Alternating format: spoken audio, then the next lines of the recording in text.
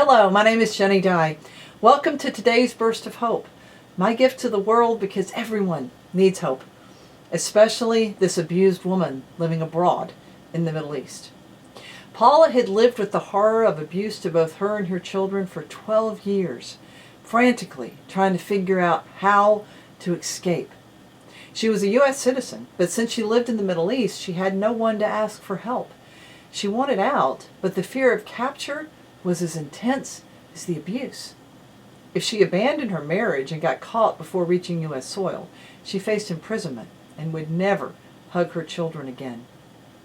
Day after day, for 12 years, Paula wondered how to escape, how to survive. Night after night, she cried on the inside, pleading for answers that never came. I have to get away.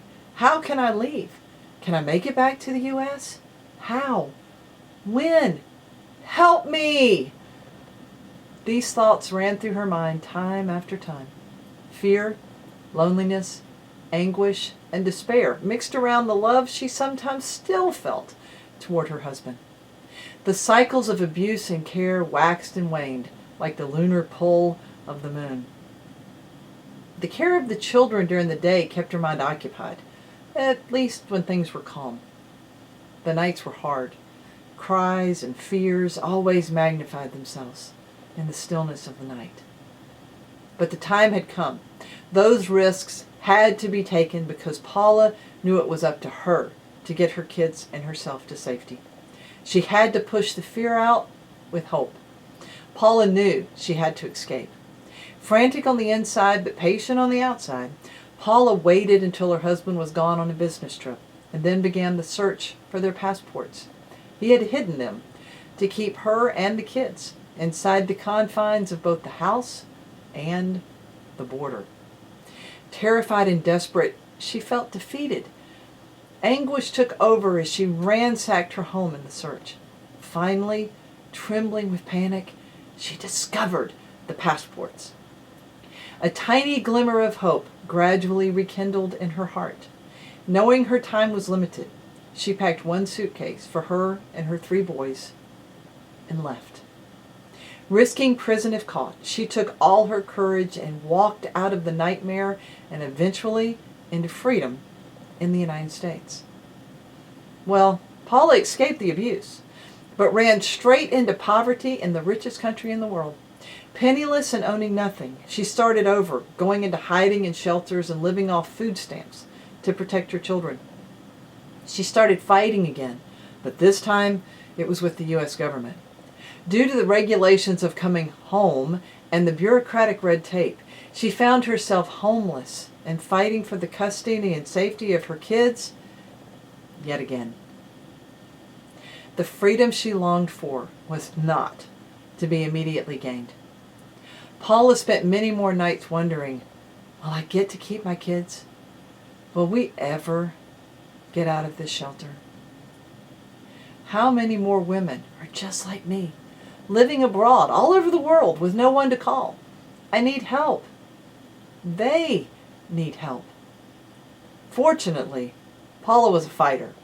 She quickly realized that no organization existed to help U.S. women leaving abusive situations abroad. There was no help for these women desperately needing to come home. While homeless, Paula worked nights to take care of her kids. The days she devoted to helping women living around the world. And even though homeless, her dream eventually became reality. Paula established the American Domestic Violence Crisis Line. This organization is the only one with the worldwide international toll-free crisis hotline, 866 U.S. Women. 866 U.S. Women. Research shows that 4 to 5 million U.S. citizens live abroad. This nonprofit organization supports an estimated 50,000 of those women and children who are suffering abuse. And that number of abused women and children is only an estimate. Paula's deep passion to reach these suffering women did not happen overnight. She lost a few battles, but eventually she won a large part of the war against abusive isolation. American women anywhere in the world can now call and receive counsel and help. Her survival ensures hope to anyone who needs it. This little dynamo of a woman has overcome huge obstacles and is now changing lives all around the world. Paula determined to live and to help others live. She succeeded because she did not quit. She's no longer homeless. Not even a bout with cancer has slowed her down. Paula just continues to give and give and give. As the 2005 Volvo Corporation Hero for Life Award winner, Paula's dream is still to ensure the safety of women and children everywhere. She never dreamed of winning anything with her life's work, except her own life. That she dreamed of and held on to. She knew deep within that reaching out to other women would help secure her own future. And she's done that really, really well. And isn't that a key factor in happiness? Reaching out to people? I know my dream with Burst of Hope is to give people hope, but to also inspire you to reach out to others and give them hope. Nothing in this life is as precious or valuable as when our hands and hearts are reaching out to others. Whether in sorrow or joy, I encourage you today to reach out to someone, anyone, in a small way, in a big way. I guarantee both of you will be richer for it.